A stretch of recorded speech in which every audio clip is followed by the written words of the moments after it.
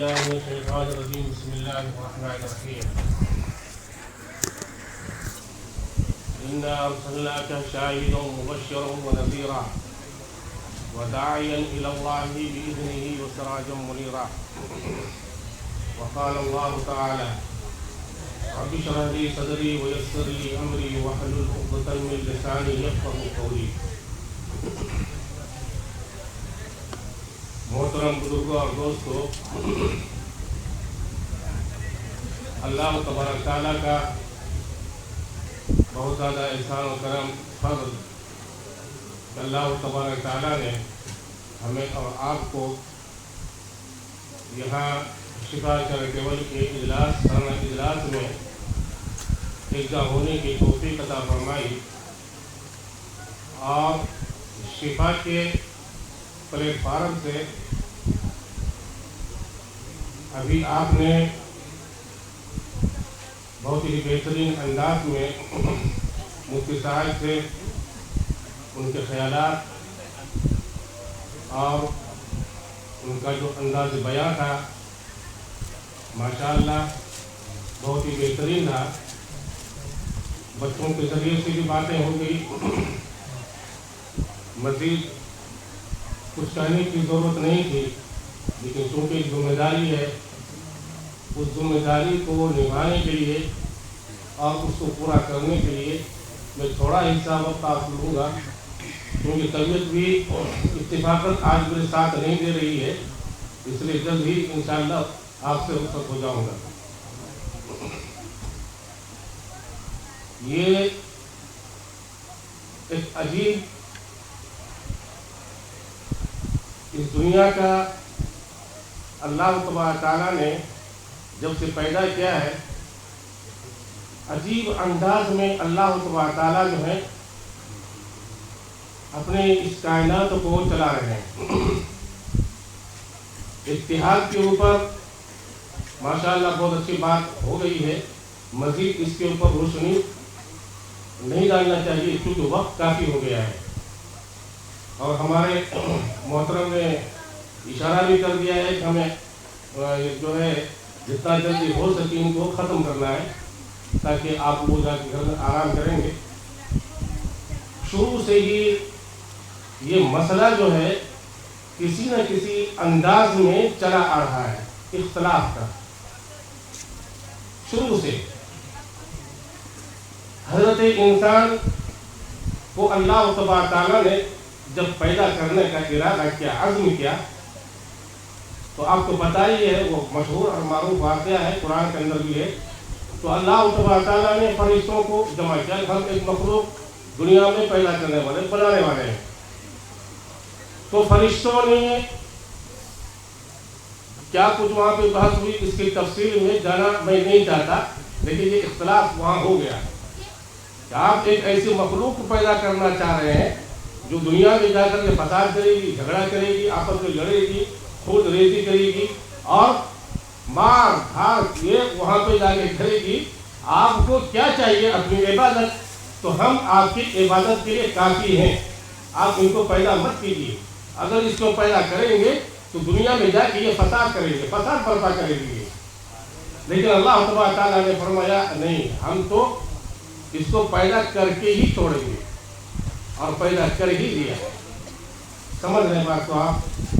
حضرت آدم علیہ السلام کو پیدا کیا اور حضرت آدم علیہ السلام کو پیدا کر کے ان کے جسم کے پتلے کو خمیر بنا کر کے آگ، ہوا، پانی، مٹی، سمجھے، یہ اربع عنصر سے، 4 چیزوں سے حضرت آدم علیہ السلام کے پتلے کو تیار کیا.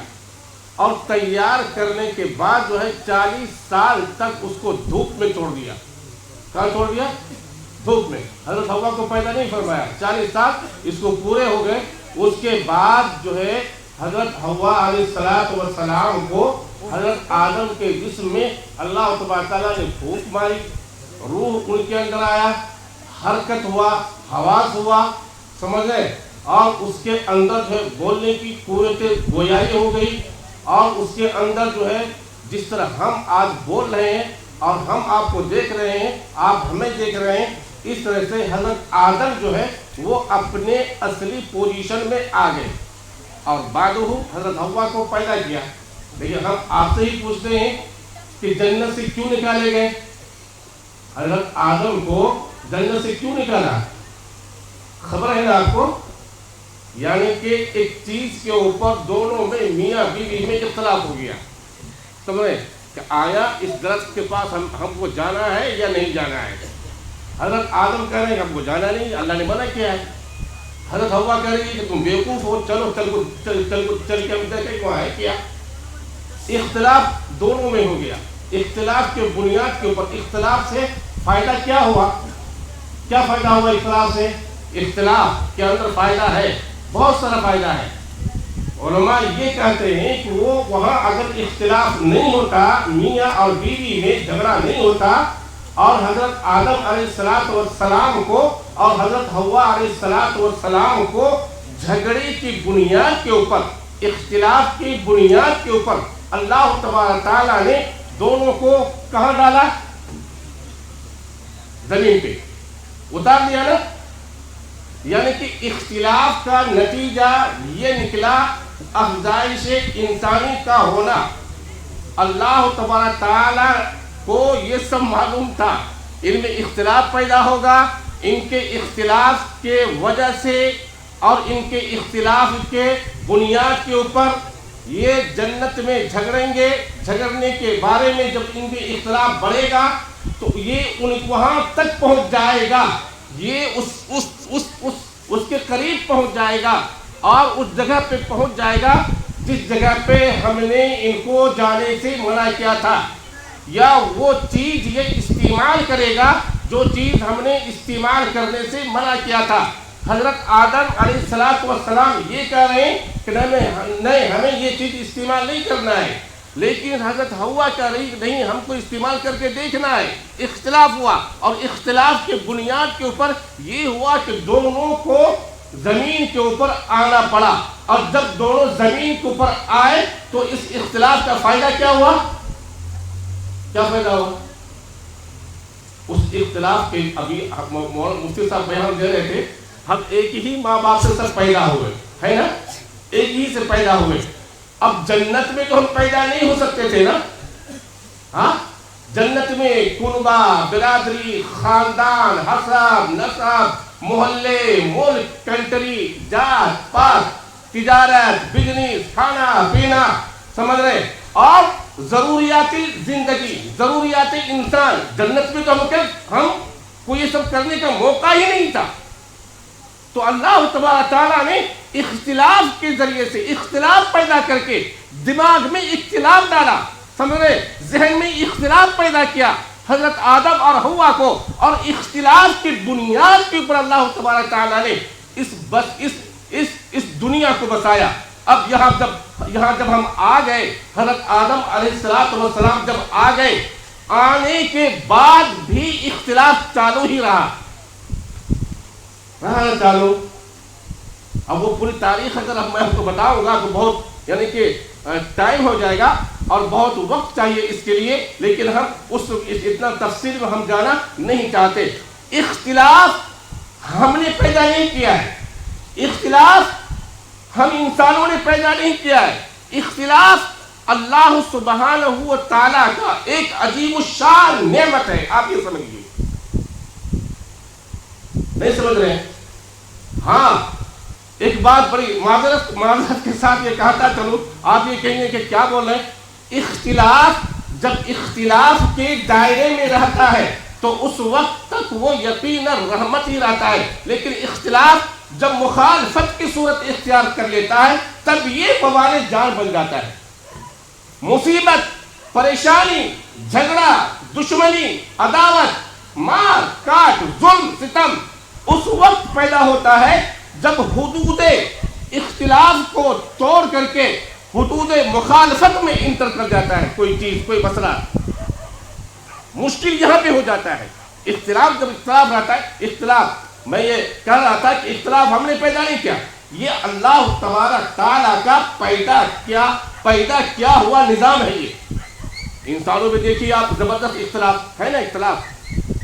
ہاں ایک ہی ماں کے ایک ہی باپ سے اور ایک ہی ماں سے کئی اولادیں، ان سب میں اختلاف ہے نا، اختلاف ان کے شکل میں اختلاف، ان کے رنگت میں اختلاف، ان کے بناوٹ میں اختلاف، ان کے لمبائی اور چوڑائی میں اختلاف، سمجھے، ان کے آواز میں اختلاف، اتنے اربوں خربوں انسان، اور یہاں پہ جتنے انسان ہیں ہر کسی کے پاس ایک زبان ہے، اللہ نے ایک ہی زبان دیا ہے، اسی کو سب اختلاف، اسی کو سب استعمال کر رہے ہیں، کسی کے پاس دو زبان نہیں ہے، لیکن اللہ تبارک تعالیٰ کا یہ ایسا عظیم الشان یہ اختلاف، اور اس کے اندر عظیم الشان فائدہ کہ آوازوں میں اختلاف رکھ دیا ہے۔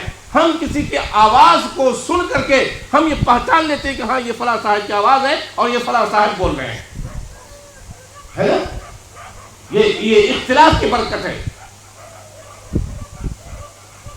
اور اب دیکھیے آپ کہ اختلاف میں اتنی بڑی برکت ہے، اتنی بڑی برکت ہے، ہاتھ کی انگلیوں کو دیکھ لیجیے آپ، ہے نا، ایک ہی ہاتھ میں یہ پیوست کر دیا اللہ تبارک تعالیٰ نے، سمجھ گئے، اور سب کو الگ الگ رکھا ہے، کسی کو چھوٹا بنایا ہے، کسی کو بڑا بنایا ہے، کسی کو پتلا بنایا ہے، اور یہ جو انگوٹھا ہے اس کو بالکل چھوٹا کر دیا ہے۔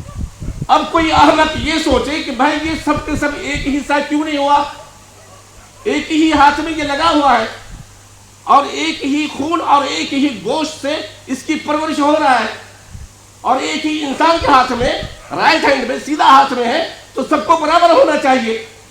یہ مزاج کے خلاف بات ہے، یہ طبیعت کی، یہ خدا کی قدرت کے خلاف بات، ایسا نہیں ہوگا۔ لیکن ان میں شدید اختلاف ہے بناوٹ کے اعتبار سے، لیکن جب موقع پڑتا ہے تو بیچارہ یہ 5 کا 5 متحد ہو جاتا ہے، ہوتا ہے نا؟ نہیں ہوتا ہے؟ جب کسی سے جھگڑا جب ہوتا ہے نا، اور جب بیچارے کا پریشر بالکل چڑھ جاتا ہے تو سب سے پہلے یہ ایکشن میں آتا ہے، 5 انگلی بند ہو جاتا ہے، اے زبان مت نکال، ماروں گا۔ اختلاف ہے اس کے اندر، اللہ نے اختلاف اس کے اندر رکھ دیا ہے، اور ہمیشہ یہ مختلف ہی رہے ہیں، لیکن جب ضرورت پڑتی ہے تو بالکل ہی ان کے اندر اتحاد پیدا ہو جاتا ہے، اور یہ 5 کے 5 متحد ہو جاتا ہے۔ تو اللہ سبحانہ و تعالیٰ یہ کہتے ہیں کہ ہم نے اختلاف کے اندر خیر رکھا ہے، سمجھے، اور میں جو بتایا کہ جب تک اختلاف رکھا ہے، لیکن جب اختلاف مخالفت کی صورت اختیار کر لے گی تب اس کے اندر فساد ہوتا ہے۔ اب 2 واقعہ سنا کر کے، باتیں بہت ساری ذہن میں تھی، چونکہ وقت جو ہے بہت کم ہے، بات ختم کرتا ہوں میں۔ ہارون رشید کا نام آپ نے سنا ہوگا نا، ہارون رشید کا 2 واقعہ، اختلاف میں کیا برکت ہے اور مخالفت میں کیا نحوست ہے۔ ہارون رشید کا نام آپ نے سنا ہوگا، بہت ہی یعنی کہ عادل بادشاہ تھے، عادل بادشاہ، اور اس کے زمانے میں عادل رعایا، اور اس کے زمانے میں بہت ہی اچھا ملک کو لے کر وہ چل رہے تھے، اپنے قافلے کے ساتھ اپنے گھوڑے پہ سوار ہو کر کے کئی تشریف لے کے وہ چل رہے ہیں، جا رہے ہیں۔ بادل کے ٹکڑے کو دیکھا کہ ہوا میں بادل کا ٹکڑا وہ ہوا میں اڑتا ہوا کسی سائڈ میں، کسی سمت میں وہ جا رہا ہے۔ ہارون رشید کی نظر اس کے اوپر جب پڑی ہے تو ہارون رشید نے اس کی طرف انگلی کا اشارہ کر کے یہ فرمایا، یہ کہا، اے بادل کے ٹکڑے، تو جا کر کے کہیں بھی برس، لیکن تجھ سے جو فائدہ ہونے والا ہے اور تجھ سے جو منافع ہونے والا ہے وہ مجھ تک ہی پہنچے گا۔ یعنی کہ جہاں تو جا کے برسے گی، جس زمین پہ برسے گی، اس زمین سے پھل، فروٹ، غلہ، اناج، اور ان سے جو لگان آئے گا وہ میری ہی بیت المال میں آئے گا۔ اتنی بڑی مملکت کا ہم مالک ہیں، تو کہیں بھی جا کے برس، تو ہم کو یہ یقین ہے کہ تو جہاں کہیں بھی برسے گا تو اس سے جو فائدہ آئے گا، لگان آئے گا، ٹیکس آئے گا، وہ میری ہی بیت المال میں اور میری ہی خزانہ میں آئے گا۔ وہ مسلمانوں کا، میرے بھائی، اتفاق کا اور اتحاد کا وقت تھا کہ ہارون رشید کے زبان سے یہ کلمہ نکل رہا ہے کہ اے بادل کے ٹکڑے، تو دنیا کے کسی بھی کونے میں جا کے تو برس، ملک کا اس وقت اتنی بڑی مملکت پہ میرا حکومت چل رہا ہے کہ تو کہیں بھی جا کر کے برسے گا اور تجھ سے جو فائدہ آئے گا وہ میرے ہی مال گودام میں آئے گا، اور اس کے علاوہ کہیں جانے ہی والا نہیں ہے، کیونکہ اتنے بڑے مملکت کے ہم مالک ہیں۔ کون؟ مسلمان۔ बात समझ रहे आप? ये इत्तिफाक था उस जमाने में मुसलमान आपस में एक दूसरे का सपोर्ट। जिस तरह से ये उंगली, यानी कि मिजाज में इंसान का इख्तिलाफ रहता है, आपको कोई चीज पसंद है, मुझे कोई चीज पसंद है, आप खाने में सब्जी आपको ज्यादा पसंद है, हमको मुर्गी ज्यादा पसंद है, किसी भाई को समझ रहे दाल भात वेजिटेबल पसंद है, और किसी को जो है वो यानी कि मुर्ग मुसल्लम चाहिए। अलग अलग मिजाज, अलग अलग ख्यालात, लेकिन हम ये नहीं कह सकते हैं कि आप गलत हो या हम गलत हैं। आप हमको ये नहीं कह सकते कि आपका नजरिया भाई ये गलत है और हम जो सोच रहे हैं ये सही है, ऐसा आप नहीं कह सकते। शरीयत में भी अल्लाह तबारक तआला ने इख्तिलाफ रखा। 4 फिक़ा के ऊपर पूरी उम्मत बटी हुई है, हम किसको गलत कहेंगे? आपने कभी कहा कि हनफी हजरात है वो गलत है? कभी सुना है आपने? ये शाफी जो है वो गलत है, या मालिकी ये कह दे कि शाफी गलत है, या हम्बली ये कह दे कि मालिकी गलत है? नहीं, यानी कि चारों में शदीद इख्तिलाफ है, मसाइल में इख्तिलाफ है, हराम और हलाल की चीजों में इख्तिलाफ है, मुस्तहबात और सुनन में इख्तिलाफ है। लेकिन एक दूसरे को ये कह रहे हैं कि नहीं, वो जो कह रहे हैं वो भी सही है और हम जो कह रहे हैं हम भी सही हैं। इख्तिलाफ है, लेकिन इख्तिलाफ होने के बावजूद भी ये चारों के चारों से बिल्कुल मुत्तहिद है, एक दूसरे के सपोर्टर है। जहां जरूरत पड़ती है एक दूसरे के लिए सीधा सफर, यानी कि सीधा ठोक के खबरदार आप किसी मसले के ऊपर हाथ उठा नहीं सकते, हम दिफा के लिए आएंगे। तो वो वक्त था मुसलमानों का कि कभी कुछ हुआ, इख्तिलाफ होने के बावजूद भी जब कभी देखा कि दुश्मन हमारी तरफ, किसी भाई की तरफ आंख उठा के देख रहा है, तो सपोर्ट में खड़े हो गए, उसको लूटने नहीं दिया, उसको टूटने नहीं दिया। लेकिन एक वक्त वो आया जब अंग्रेज हमारे यहाँ आया, तब टीपू सुल्तान का नाम आप सब जानते हैं, सुनते हैं, टीपू सुल्तान समझ रहे। अंग्रेज आया, उसने क्या गुल खिलाया आपको खबर ही है। टीपू सुल्तान को समझ शहीद करके और अंग्रेज उसकी सीढ़ी के ऊपर चढ़ के ये कहता है, क्या कहता है वो देखिए, यानी कि इख्तिलाफ मुसलमानों को खरीदा गया। और किस तरह से खरीदा गया, एक बहुत बड़ी तारीख है ये, और उनका दोहराने की तय नहीं है। यानी कि हुआ ये था कि मुसलमानों में फूट डाला गया, मुसलमानों को डिवाइड किया गया, मुसलमानों को बांटा गया, और मुसलमानों को फिरके के बुनियाद के ऊपर, मसलक के बुनियाद के ऊपर और मजहब के बुनियाद के ऊपर आमीन जोर से कहा जाए या आमीन आस्था कहा जाए, हाथ सीने पे बांधा जाए या हाथ नाक पे बांधा जाए, समझ रहे, फातिहा इमाम के पीछे पढ़ा जाए या फातिहा इमाम के पीछे ना पढ़ा जाए। इन मसाइल में अंग्रेजों ने मुसलमानों को फंसा दिया, उलझा दिया। और जब देखा कि ये आपस में अब लड़ने लगे, आपस में ये लड़ रहे हैं, इनको आपसी लड़ाई से फुर्सत नहीं है, ये आपस में भिड़ गए, समझ रहे। एक तरफ से कोई और फतवा आ रहा है और दूसरी तरफ से कोई और फतवा आ रहा है, एक मुसलमान पार्टी इधर आया और एक मुसलमान पार्टी इधर आया। अंग्रेज बहादुर ने देखा अब ये आपस में इतने लड़ गए हैं और एक दूसरे के दुश्मन हो गए, दूसरी तरफ इनको देखने की फुर्सत ही नहीं है, हमला करो अभी इसके ऊपर। आपने हुकूमत थी ना, कितना साल तक आपने हुकूमत किया? 800 साल तक। और हाल ये रहा बहादुर शाह जफर आखिरी बादशाह, कितना बदनसीब है जफर, दफन के लिए 2 गज जमीन मिल सकी कोई यार में। बात समझ रहे आप? इख्तिलाफ जब आया है मुसलमानों में, समझ रहे, यानी कि खुले अल्फाज में ये कहा जाए कि एक भाई को अगर मार रहा है और उससे दुश्मनी है, चलो मारने दो, हमको से क्या मतलब है, वो देखें। सब पिट गए, एक बात दिख रही, सब मर गए।